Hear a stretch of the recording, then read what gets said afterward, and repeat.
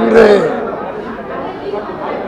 கூட்டப்பட்ட அனைத்து கட்சி கூட்டத்தில் திராவிட முன்னேற்ற கழகத்தின் சார்பில் நானும் சட்டத்துறை செயலாளர் என்ஆர் இளங்கோ அவர்களும் பங்கேற்று திராவிட முன்னேற்ற கழகத்தினுடைய கருத்தாக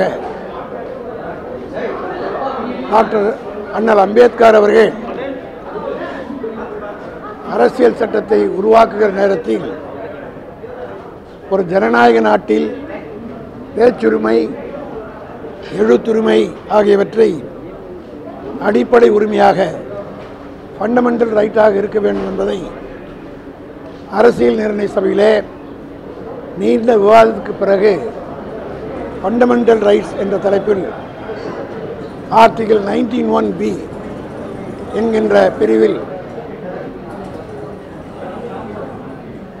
பீஸ்ஃபுல்லாக கூடுகிற அசெம்பிள் பீஸ்ஃபுல்லி வித்தவுட் ஆர்ம்ஸ், இதுதான் ஆர்டிகிள் 19(1)B சொல்லுகிறது.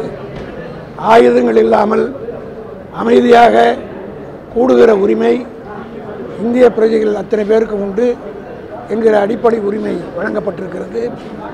அந்த உரிமை மீறப்படாத வகையில் வகுக்கப்படுகிற எந்த கண்டிஷனாக இருந்தாலும் இது மீறாமலும் குறையாமலும் இருப்பதற்குரிய வகையிலே ஏற்பாடுகள் செய்யப்பட வேண்டும்.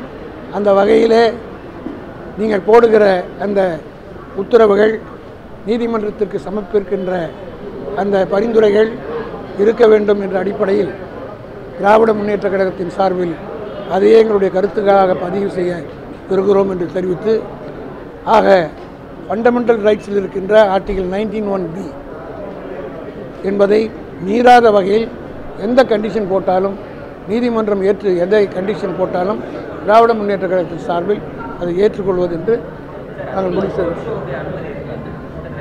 பல கண்டிஷன்ஸ் போட்டிருக்காங்க, அதை சொல்லியிருக்காங்க, அது நிறைய இருக்குது. அதையெல்லாம் தெளிவாக அவர்கள் கொண்டிருக்கிறார்கள். அந்த கண்டிஷன்கள் எல்லாம் எந்த கண்டிஷன் போட்டாலும் அடிப்படை உரிமைகளை மீறாத வகையில் கோர்ட்டுடைய எனக்கு தெரியாது. அது அழைச்சது திமுக இல்லை, அழைச்சவங்க யாருன்னு அவங்களுக்கு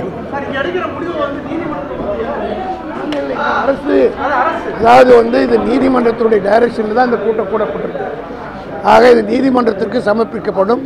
நீதிமன்றம் இதற்கு பிறகு இதில் என்னென்ன திருத்தங்கள் செய்து டைரக்ஷன் கொடுக்குறதோ that will become rule of the law.